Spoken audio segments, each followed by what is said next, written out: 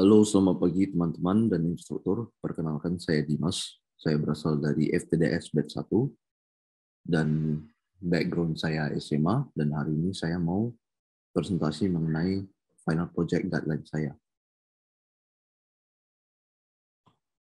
Jadi untuk final project guideline saya mendesain untuk membuat smartboard atau alias chatbot dengan LSTM autoencoder. Ini untuk kontennya dari proposal saya.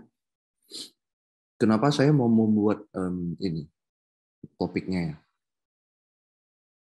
Sering banget kita di daily life ya, kita sering banget menanyakan pertanyaan dan selalu berpenasaran mengenai kenapa suatu barang tuh kayak gini dan kenapa suatu barang tuh seperti itu.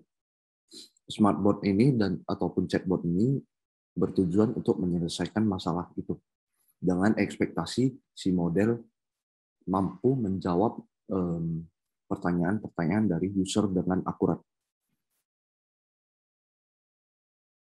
Untuk metode yang saya gunakan, saya memutuskan untuk memakai LSTM autoencoder, di mana si LSTM ini bertujuan untuk mempelajari teks dari pertanyaan maupun jawaban, dan si autoencoder ini bertujuan untuk menggenerasikan hasil jawaban dari yang sudah dipelajari dari LSTM.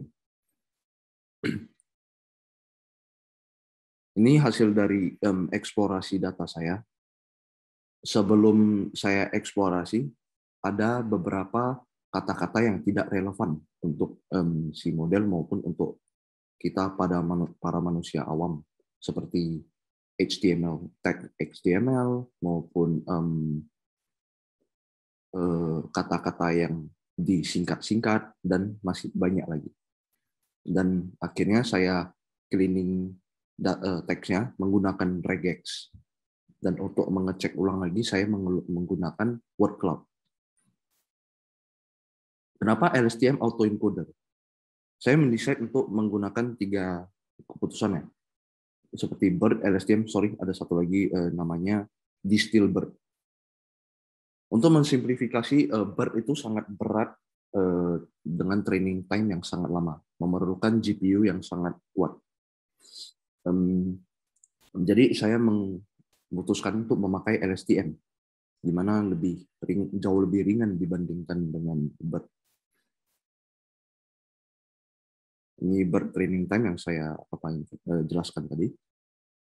Untuk arsitektur modelnya saya menggunakan si encoder. Input pertama itu merupakan pertanyaan dan input kedua merupakan jawaban. Dan untuk output terakhir dari si arsitektur model tersebut merupakan jawaban. Jadi nantinya si user akan menanyakan pertanyaan dan outputnya itu tetap merupakan jawaban. Akan merupakan jawaban. Untuk hasilnya, untuk saat ini, mohon maaf, masih dalam pengembangan. Namun dalam ekspektasi saya terhadap proyek ini, saya mau model tersebut bisa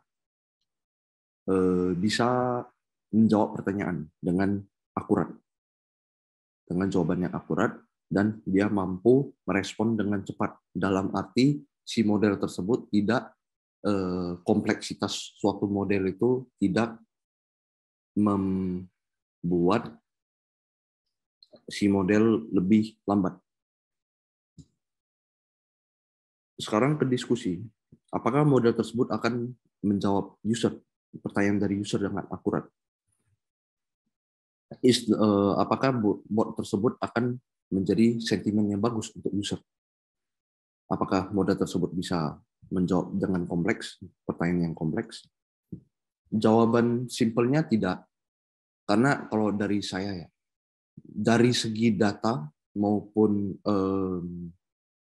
model, arsitektur model, menurut saya masih bisa dikembangkan dari banyak banget hal. Seperti data tersebut masih berisi dengan 300.000. Menurut saya tidak cukup untuk membuat hasil 300.000 data tersebut menjadi model yang sangat pintar.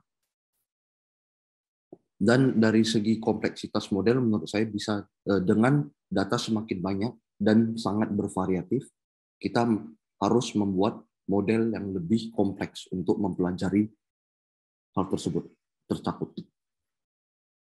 Sekian palingan terakhir dari saya, cuma itu aja. Dan ini untuk referensi saya. Terima kasih.